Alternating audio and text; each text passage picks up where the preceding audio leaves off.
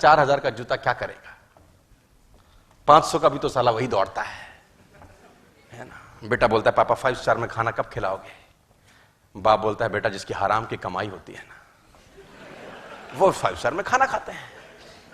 तेरे बाप के पास कोई हराम की कमाई थोड़ी है। क्या ये सच बोल रहा है बाप? अपनी नाकामयाबी छुपाने के लिए ये ड्रामा अपने बच्चों के सामने 90% भारतीय करते हैं। क्या 100% लोग जो 5 स्टार में खाना खाते हैं हराम की कमाई से खाते हैं क्या? नो। अब वो कंफर्टेबल सिचुएशन में जब उसको डाला जा रहा है, उसको बोला अब कूद, अब 6 से 10 नेटवर्क मार्केटिंग कर, अब जाके कुछ प्लान दिखा। लेकिन अपने को क्या लगता है, ठीक है ना, एक तरीके को क्रेडिट हो गया, ज्यादा सपने नहीं है बोला हमारे। और कहानी गड़बड़ कब होती है दोस्त? तब जब होता है ये, if you test success you get trapped in comfort zone. जैसे जैसे सफलता मिलनी शुरू होती है आप ट्रैप में फंस जाते हैं। कैसे? पहले हमारे घर में कूलर नहीं था, फॉर एग्जाम्पल, पहले कूलर नहीं था, कूलर आया, अब आराम हुआ कि नहीं हुआ, कंफर्ट मिला कि नहीं मिला? भाई पहले कूलर नहीं था, कूलर आया तो कंफर्ट मिला। इन्वर्टर नहीं था, है ना, तो लाइट जाती थी तो हाथ वाला वो होता था फैन, उसको अपन लोग झलते थे, तुमको याद होगा अगर, तो कुछ लोग अगर मेरी तरह गरीब परिवार से हो तो हाथ वाला पंखा, है ना। फिर इन्वर्टर लग गए तो लाइट कैसे जाती है आजकल बच्चों को नहीं पता। भाई आजकल बच्चों को तो पता ही नहीं कि लाइट कैसे जाती है, पंखा बंद कैसे होता है, पता है आजकल बच्चों को? नहीं। हमारे टाइम पे तो साला रात को 1 बजे है वो कूलर चलते कहते, हमने कहा स्यापा साला ये फिर बंद हो गया, है ना। हमारे टाइम में ऐसा होता था कि अभी तो साला ऐसा कुछ नहीं है।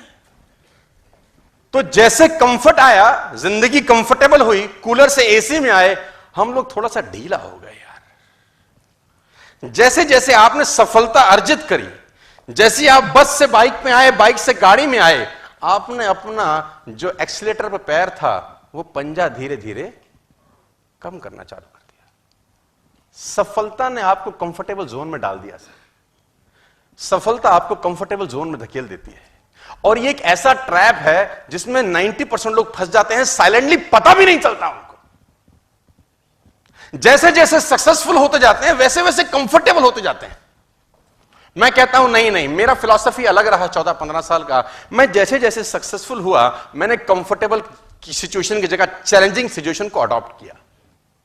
जैसे जैसे मैं कंफर्टेबल हुआ मैंने चैलेंजिंग सिचुएशंस को अडॉप्ट किया। फॉर एन एग्जांपल, मेरे पास स्कूटर नहीं था तो मैंने स्कूटर लिया, मेरे पास स्कूटर के बाद गाड़ी नहीं थी तो मैंने गाड़ी ली, मेरे पास गाड़ी लेने के बाद घर नहीं था तो मैंने घर लिया। मैंने क्या किया, मैंने अपनी जिंदगी में एक बोझ बढ़ाया। हमेशा मेरी सफल होने का मुझसे कभी कभी बहुत सारे लोग पूछते हैं इतना काम क्यों करता है रे बावले, लगा हुआ है सुबह से रात तक, इधर फ्लाइट पकड़ता है, उधर जाता है, उधर से उतरता है, इधर उतरता है। इंडिगो में नीता अंबानी के बाद फ्लाई करने वाला मैं ही आदमी हूं। इंडिगो एयरलाइंस में 2nd नंबर पे फ्लाई करता हूं मैं। तो लोग बोलते हैं इधर से उड़ता है उधर आता है, एयरपोर्ट वाले बोलते हैं तेरे पे और कोई काम नहीं, उड़ता उतरता उड़ता उतरता उड़ता उतरता।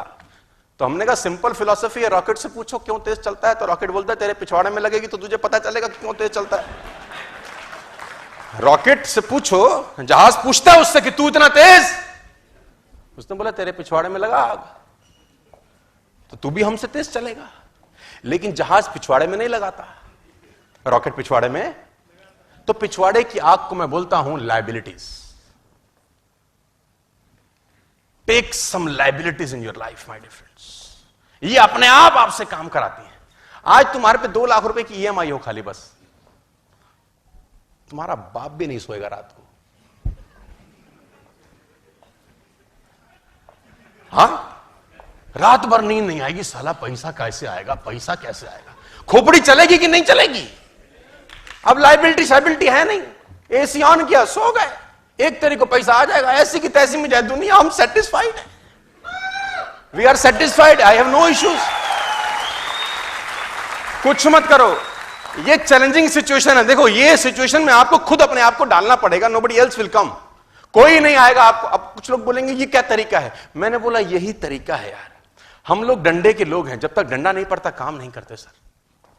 मैं बता रहा हूं सर, जब 15 दिन छुट्टी होती थी ना स्कूल एग्जाम के अंदर, 15 दिन किसी एक पेपर में छुट्टी होती थी, टट्टू नहीं पड़ता कोई। एक दिन छुट्टी हो साला आग लगा देता है उसी एक दिन में। 15 दिन में क्या बोलता है, कल कर लूंगा, कल कर लूंगा। मेरा फाइनल ईयर का स्टूडेंट मैं एमबीए जब मार्केटिंग मैनेजमेंट का मेरा क्लास था जब मैं फाइनल ईयर में था 98 के अंदर, तो उसमें 8-9 छुट्टी थी साला। बच्चे खुश थे, मैंने कहा बर्बाद हो गए हम।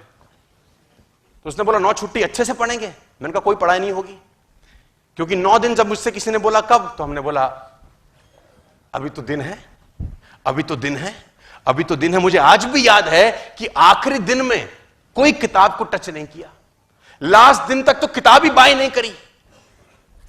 आखिरी दिन किताब खरीद के लाया मैं। मुझे आज भी याद है मार्केटिंग मैनेजमेंट का मेरा एग्जाम था नेक्स्ट अगले दिन का, और मैं उस दिन किताब लेके आया कि अब तो एक ही दिन रह गया है। हम लोग दोस्त बना के चौकड़ी बना के पढ़ते थे। आप लोगों को याद होगा जब एक घर किसी एक लौंडे के घर रहते थे सब, याद है आपको? टट्टू ना पढ़ते थे वहां पे, पढ़ाई के अलावा सारे काम होते थे वहां पे। डिटेल में समझाने का मत बोलना मेरे को। वो बुक बाय करके आए हम, तो 4 दोस्तों की हमारी चौकड़ी थी। नाम नहीं बताना चाहता, रिकॉर्ड हो रहा है, कल यूट्यूब पे जाएगा तो पीटेंगे मेरे को पकड़ के कि घर की बातें बाहर बताता है। तो मुझे याद है आज भी, वो सब बैठे पढ़ने को, और मैंने किताब उठाई तो मेरे को तो उबासी आ गई। तो मैंने बोला भैया मैं तो सो रहा हूं। उसने बोला नालायक कल तो एग्जाम है। तो मैंने बोला तुम कब तक पढ़ोगे? तो हमने बोला, उसने बोला हम 12 बजे तक पढ़ेंगे, फिर हम सोएंगे, फिर 5 बजे उठेंगे। तो मैंने कहा जब तुम सोने लगा तब जगा देना मुझको। तुम 12 बजे जब सोने लगो तो अपन को जगा देना, जब तुम सोओगे फिर हम रात भर में कर देंगे कांड। तो उसने बोला ठीक है। अपन सो गए चद्दर वद्दर लेके। अब वो 12 मुझे हाथ लगाए, सोनू उठ।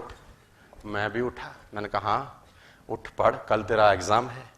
मैंने कहा तुम सोने लगे हो? कह रहा हाँ। मैंने कहा उठोगे कब? बोला 5 बजे। तो मैंने कहा हम भी साथ उठेंगे, 5 बजे उठेंगे और पढ़ेंगे फिर। तो बोले हरामखोर मरेगा। तो हमने कहा अब सोने दे, अब टेंशन मत दे। सो गए। 5 बजे का अलार्म लगता था, टू टू टू टू टू टू टू टू आवाज आती थी। इतनी गंदी आवाज थी, आपको याद है? साला दिल करता था बम लगा दूं उसके अंदर में।